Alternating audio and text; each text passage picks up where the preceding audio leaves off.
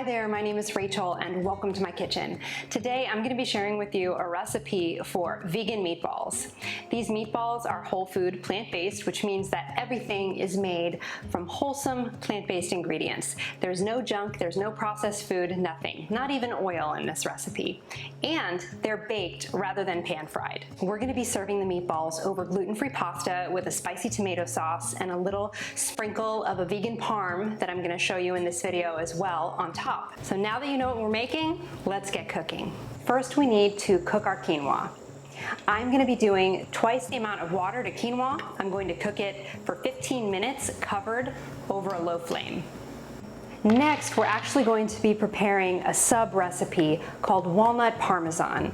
I like to keep some Walnut Parmesan in my pantry at all times, and it's basically just walnuts mixed up in the food processor with a little bit of nutritional yeast and sea salt. It's great for adding like a little pop of flavor, and it really does look like grated Parmesan.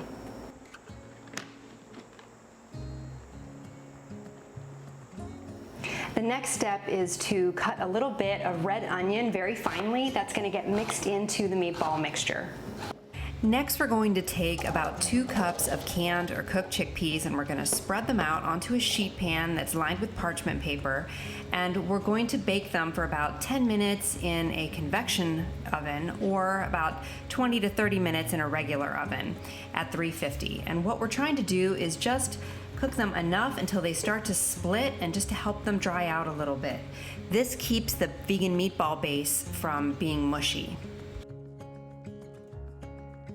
Now that we have all of the ingredients prepped, I'm going to measure out all the spices, and then we're going to make the meatball mixture in the food processor. I really do recommend the food processor for this step because it's kind of hard to get the right texture without it. If you don't have a food processor, you can go ahead and use a potato masher, but you should expect the finished meatball mixture to be a little bit chunkier because it doesn't do as good of a job as the food processor of chopping everything up nice and small and getting a kind of a homogeneous meatball dough, so to speak. Start by putting the 2 cups of cooked chickpeas into the food processor, and then we're going to add 1 cup of the cooked quinoa along with half a cup of the minced red onion that we made earlier. Then you're going to put the lid on the food processor and pulse a few times until everything is well combined. And then we're going to add half a cup of the walnut parmesan, some red pepper flakes, some fennel seeds, dried oregano, dried basil, sea salt, and a little bit of tomato paste. And then we're going to put the lid back on the food processor and we're going to pulse it a few more times until everything is really well combined and a chunky dough is formed.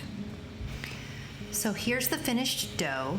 We are going to take little balls about 2 ounces in size, 1.5 to 2 ounces, and then we're going to compress it in our hand to kind of like pack it all together.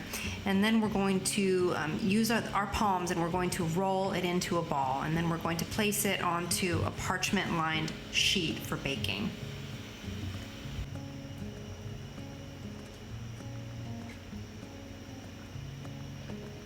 Once we've rolled all the meatballs, we're going to bake it for about 12 to 15 minutes in a convection oven or 20 to 30 minutes in a regular oven.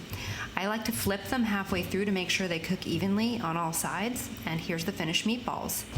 Now that the meatballs are all done, you can serve them hot out of the oven over a little bit of cooked pasta with a spicy tomato sauce. I like to add a little bit of the walnut parmesan on top because I think it looks great and it adds a little extra boost of flavor. Thank you so much for watching. I really appreciate it. Please subscribe if you're interested in more healthy vegan recipes, and don't forget to saute that like button.